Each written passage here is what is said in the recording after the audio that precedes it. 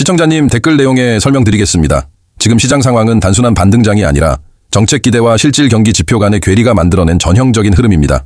지금 시장은 금리 인하, 유동성 공급, 그리고 정부의 각종 부양책에 대한 기대감으로 버티고 있습니다. 하지만 실제로 확인되는 경제 지표들은 아직 그만큼 따라와 주지 못하고 있습니다. 이 괴리가 바로 변동성을 키우는 원인입니다. 왜 이런 일이 생길까요? 정책은 항상 미래를 보고 선제적으로 움직이지만 지표는 이미 발생한 현실을 보여주기 때문입니다.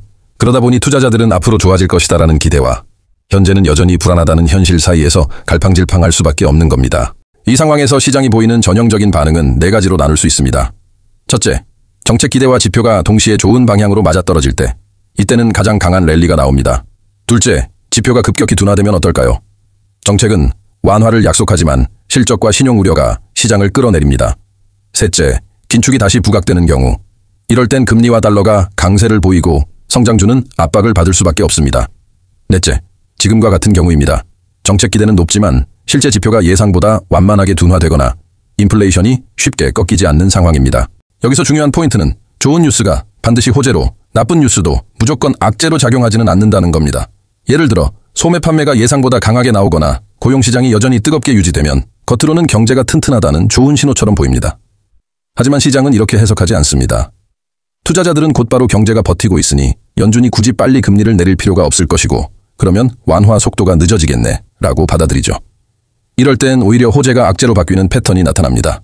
소비 강세는 기업 실적에 단기적으로 긍정적일 수 있지만 동시에 금리 부담을 더 오래 유지하게 만들기 때문에 성장주의 밸류에이션에는 압박이 됩니다. 고용이 계속 탄탄하다면 임금 상승 압력이 인플레이션으로 이어질 수 있고 연준은 매파적 톤을 유지할 가능성이 커집니다. 결국 이런 상황에서는 지수 차트상 단기 반등은 자주 나오지만 추세로 이어지지 못하고 윗꼬리를 남기며 다시 밀리는 패턴이 반복됩니다. 특히 지금처럼 세력의 숏 평단과 롱 평단이 근접해 있는 구조에서는 이런 뉴스가 오히려 휩소를 강화시키는 역할을 합니다. 즉, 현재 시장은 정책 기대는 크지만 지표가 그 기대를 뒷받침하지 못한다는 이유로 방향성이 쉽게 고착되지 않고 위아래로 요동치는 구간이라고 보셔야 합니다. 상승 파동의 끝은 누구도 단정할 수 없습니다. 그렇기 때문에 전략적으로는 박스권 대응이 가장 합리적입니다.